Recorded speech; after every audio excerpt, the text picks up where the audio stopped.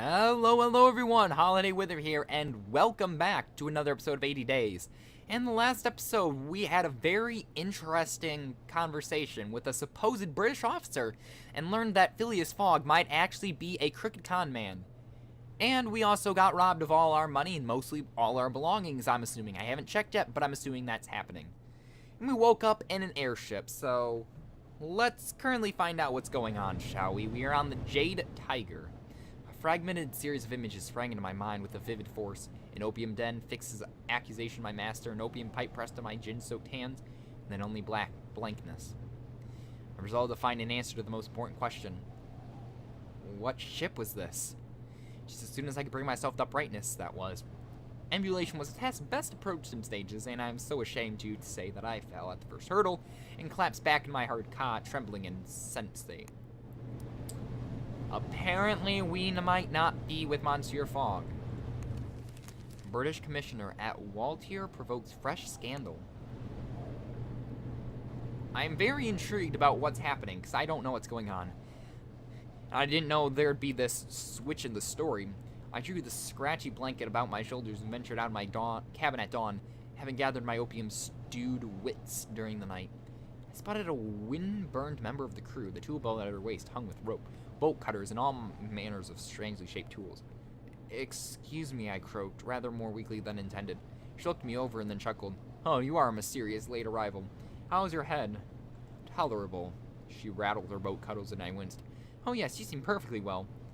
"Is there an Englishman on board?" I demanded. She told me there were plenty, and I endeavored to describe Monsieur Fogg as so to distinguish him from the others. "An impeccable dressed, reserved man?" I offered. "No," she shook her head, "but an Englishman carried you aboard and paid for your berth. He said you were ill, though you were clearly half crazed with opium." She shrugged and added, "He had a magnificent mustache." Fix! That blackguard had paid for my ticket from Hong Kong to Yokohama to separate me from my master. Oh, we're separated from Fogg, aren't we? There's nothing we can do. Mysterious of Monahusa grows. Well, apparently we are split from our master. Today I apprehended the cold truth of my situation. I would arrive in Yokohama the following morning without a penny to my name, or even a change of clothes, and with no notion of my master's whereabouts. I could only rely on myself, for who knew when Monsieur Fogg would find me? He was a very practical sort of gentleman, and could very well choose to pursue the winning of his wager over the searching out of an errant servant. Still, I made full use of that salopard's fixed ticket, and attacked the buffet with the gusto of a man who was not sure when his next meal would come from, for indeed I was not. And here we go. Yokohama. Converse. Greetings, song. I have a moment to speak with you. Yokohama to San Francisco? Oh, on the subject of steamships, I've heard my friend has a wonderful time aboard the cargo steamer from Santiago to Lima. San Francisco to Las Vegas. Seems likely, but tell me, you're the most interesting. Yes? Is that so, mademoiselle? Indeed, it is the shape of your head most strange. San Francisco. Some people say some buyers will pay well for cowboy boots from San Francisco. San Francisco to San Pedro. Maybe, but some buyers will pay well for binocular field glass from San Pedro. San Pedro to Port Royal. Did you know the quickest way to Port Royal from here is through Panama City? Port Royal. I'm told buyers in Freetown will pay a huge amount for buffalo hides from Port Royal. Goodbye. Apparently, we just learned a lot of new routes. Though, where we can go now is a mystery beyond me. I'm scared to see what happens. We tethered at Yokohama in the early afternoon. I greeted the waterfront apprehensively, my eyes passing lightly over the sloped roofs, building carriages, and cherry trees. I straightened my cuffs and brushed from the front of my shirt any lint that had been accumulated. I had been in far worse circumstances than these. With that thought, I stepped foot in the Japanese soil. So I think we're literally going to have to sell everything. I think we're going to plan to San Francisco, which is 4,000 euro.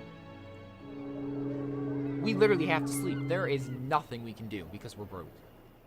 A hotelier took pity on me and gave me a bed. Well, that was nice. Depart. We can depart. I can't. Explore. We literally have to explore. There's nothing else we can do. I joined the circus. It was, in retrospect, the most sensible action I could have taken, given my varied skills in acrobatics and clowning. I had quickly realized that the matter of how to find my master was entirely secondary to the larger question of ready funds. And ready funds what the sharp-eyed proprietor of the traveling circus offered. I volunteered myself to dress up as a lady while flaunting my mustaches. Demeaning form of entertainment, but brought up a notch, I felt, by a perfectly executed series of pratfalls that I made as I started across the arena, making cooing noises as I went. Then I blew a final kiss to the crowd. I was struck dumb. Who should be in the audience but my own Monsieur Fogg? I was not ashamed, friends. I ran to my master, who was looking particularly unperturbed by the disturbance I was causing. I was abducted, monsieur, I blurted my way of explanation. It is of little consequence, was his only response. Come, we have lodgings to arrange and a journey to continue. Oi, Monsieur Fogg, I agreed, concealing a hasty withdrawal from the ill-tempered glare of the circus performers in the audience. That we do. I collected my pay packet and resigned my tenure after a single night. Our funds have gone up by more than £1,000. We have our money back. We can depart. Where do we want to go? We want to go here. Next Sunday. Not good, not good, not good at all.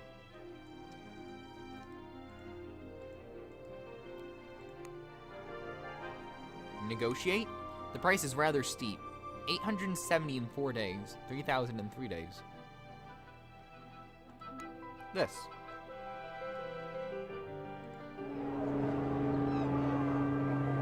Excuse me, when did it say it would arrive?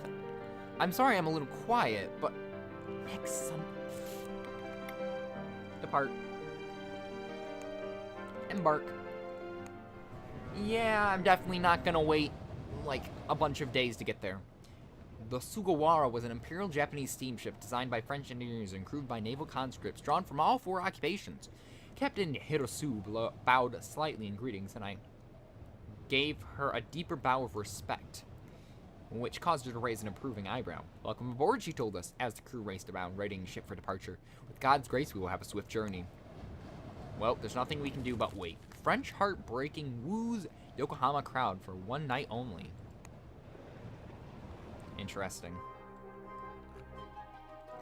We have something to do. I encountered Captain Hirosu on deck in the morning and noticed that she wore a katana in the beautifully worked sheath. Are you a samurai? I asked eagerly, for I too been taken with the recent Parisian fashion for Japanese. Captain Hirosu ducked her head a little. It's not a military issue, Gunto. She admitted it has personal value to me. I made a sound of encouragement, but she did not take the cue to continue. Oh well, there would be time to get to know the captain better on our journey to Manila. Okay, our health is going down. Groom Monsieur Fogg, so we can keep our health up and not have to worry about that. In the morning, I saw Captain Hirosu praying at the Protestant chapel beside the galley. Not wanting to disturb her, I slipped away quietly. I don't think we should disturb her, to be honest. It would be weird. Converse. Greetings, Captain Hirosu. I have a moment for you. Manila. I'm told Manila is the capital of the Spanish East Indies. Here's something. Manila is linked to Singapore aboard the Red Market. Singapore? Singapore suffers from its location. Too close to everywhere. But now. Are you close to your family? Of course. My parents are in mine as well. Singapore? What about Singapore? Singapore has a bad reputation, but it's a decent enough place. Singapore to Stone Town? Look, the bank in Stone Town is closed. Stone Town? What else is in Stone Town? Let me tell you that you can pick up rhino horns in Stone Town that will sell for a fortune in Colombo. Excuse me, why are we going backwards? Then again, I do realize that you can go the opposite way I went, but whatever. Manila Harbors was a desolate, desperate-looking place. The Sugawara was a regal sight as she pulled off the docks. The captain came to see us off but more, I think, to ensure that we did in fact leave. Okay, then, that's interesting. Cowboy boots could do well. Arrives Monday, arrives next Thursday. Well, let's sell our cowboy boots.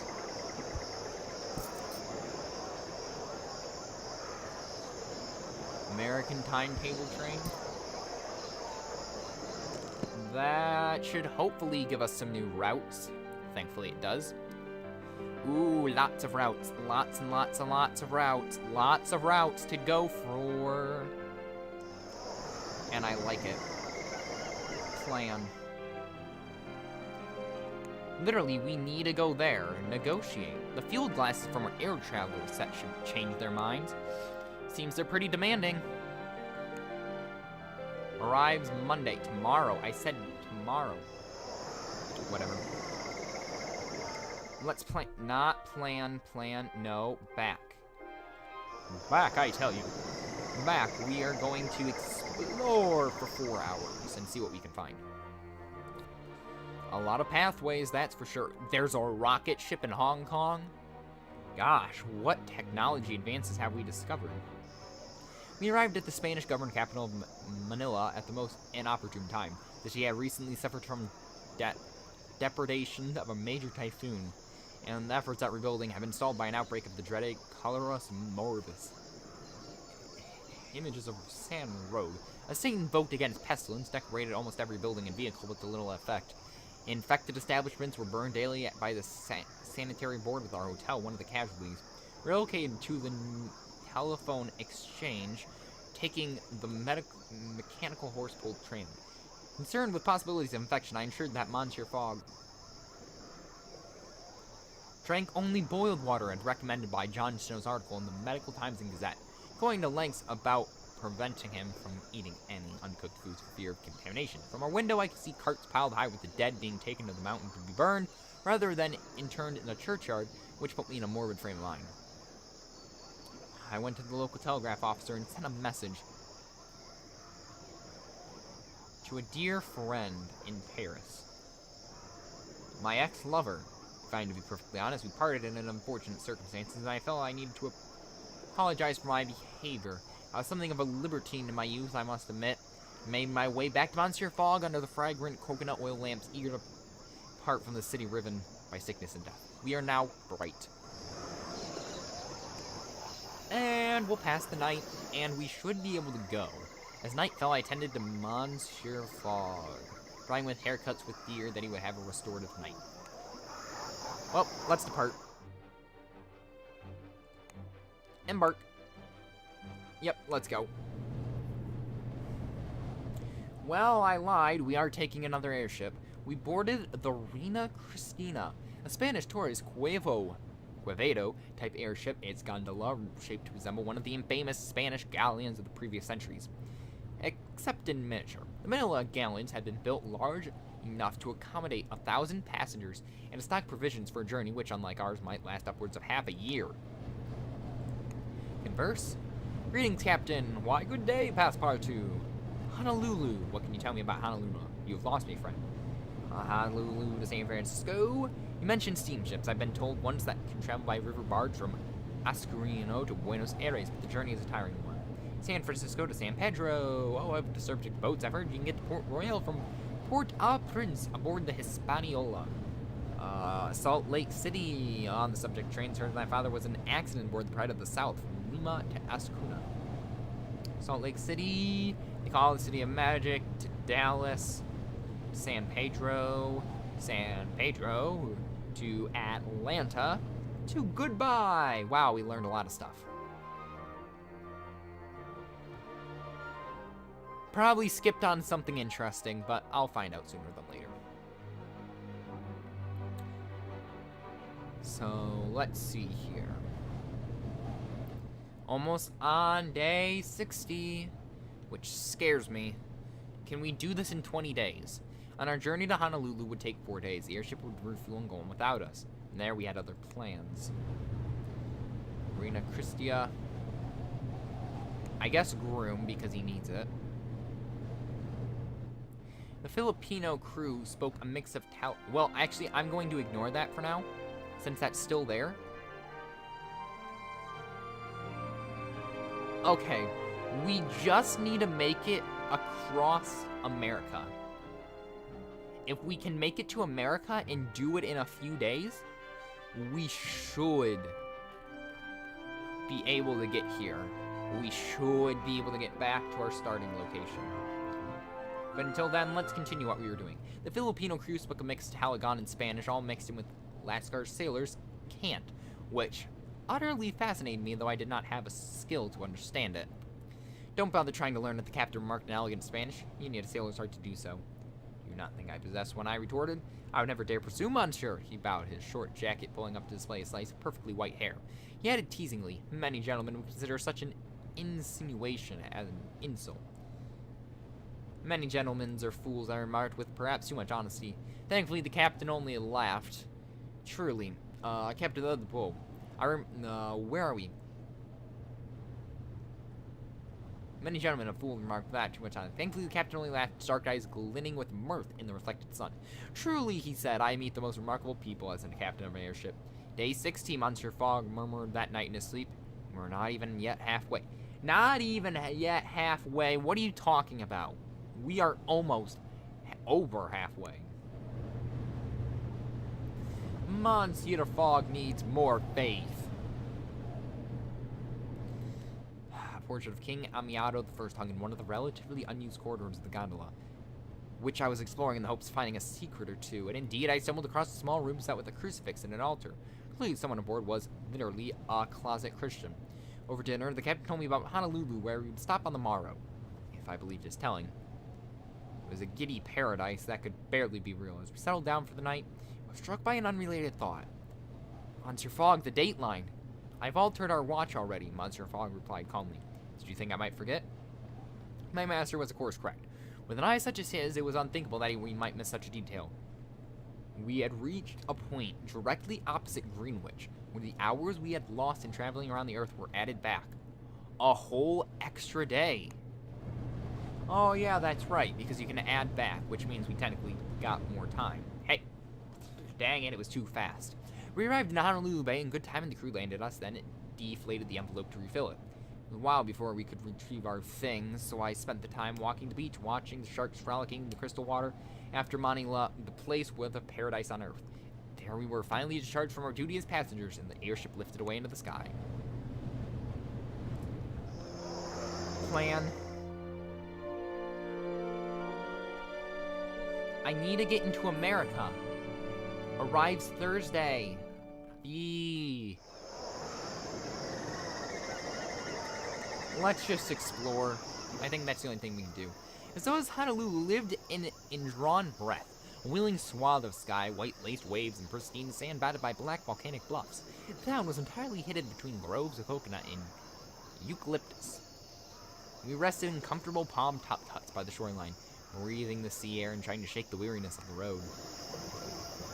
Well, let's sleep. We passed an anxious night, with our 80-day deadline dooming. Every sunset seemed to carry extra weight. Before retiring, I made certain to repack and iron everything to better ready us for an inevitable departure. Well, let's depart. Can we actually go? Embark. Yes, we can. The banana boat. Wow, we're actually taking a banana boat. We boarded a steam barge from Honolulu to San Francisco. The scent of ripe bananas pervaded every plank of decking and bulkhead, a sweet and deliciously rotting odor which I rather became accustomed to on the voyage, much to the detriment of my keen sense of smell. Wait. Maniac Phileas Fogg, now in debt, says bank source. Are we really? Our guy huffed, attempting to convince my mouth that I ate fried kippers and potatoes at breakfast. Everything smells of bananas. Monsieur Fogg replied that he could not smell a thing, which I took to be his queerly English sense of humor at work. Still, if bananas were be the worst of my travels aboard the boat, then that would not be bad. Well, I don't think it'd be that bad. Well, I was gonna read, but I guess we could room them. I woke in the middle of the night, convincing that someone was in the cabin with me. I stayed very still and listened. There was a long, wave-lapped silence, and I heard distinctly a dragging shuffle. I opened my eyes and looked up, my heart beating impossibly loud in my chest. In the darkness, I saw the sheen of a pair of eyes gazing vacantly in my distance. "Monsieur Fogg," I cried, and my midnight visitor blinked and straightened and looked at my cabin in genteel surprise. "What?" he said calmly, pulling his dressing gown closed. "Am I doing... What? Am I doing in your cabin, Passepartout?" You would know better than I, monsieur, I exclaimed passionately, rather upturned by his sudden appearance. He took a sharp breath. It seems I have been sleepwalking, he said, his voice almost tremulous. I've not done so since I was a child. Please accept my apologies. Would you like to stay a while? I asked, sensing his agitation. I'm awake after all. He hesitated for a long moment. I would like that. Thank you. Have deteriorated? You think they'd get better. Well, let's converse. Greetings, Captain. Passport 2. Taking my arm a moment. San Francisco. This is San Francisco's most advanced American cities. That. Tampico. Absolutely, one can fly aboard the Bonantevo to San Pedro to Acapulco. Oh, anyways, do you have any children yourself? Someday. You should get a move on. You're not getting any younger. San Francisco. The Americans are still recovering from their Civil War. Oh my gosh, apparently this is back in the Civil War era, but technology is really advanced. Salt Lake City, Vegas, Dallas. Goodbye. Oh, that is a tongue. That is a mouthful. I don't know if we can do this, ladies and gentlemen. We are almost 10 days away, and we are not in America. I'm scared we're going to be 1 or 2 days short. Because watch. That probably takes a week in itself. I don't know. Captain Callian was a heavy, pregnant Hawaiian woman who found Monsieur Fogg's English accent a source of great mirth. Tell you something else, she demanded over breakfast. Please, Monsieur Fogg. I let her amuse herself at my master's expense and looked on as she took an entire phrase book of small talk as she consumed a heaping plate of raw fish and pineapple with horrible relish. Minister Fogg gave me a beseeching look once or twice. Or no, I must be mistaken. The monsieur is never ill at ease. Have deteriorated, okay. I hope we are going to do well. But, I guess we'll find out sooner or later. I woke to a frantic knocking at my door and opened it to find Monsieur Fogg, actually wringing his hands. Press for 2, he said, his breath hitching. Come quickly. What is wrong, Monsieur Fogg? I guess we'll find out what's wrong in the next episode. So everyone, this is Holiday Wither signing off. Hope you've enjoyed another episode of 80 Days, and if you have, make sure to click that like button. And I will see you guys in the next episode. Have a nice day.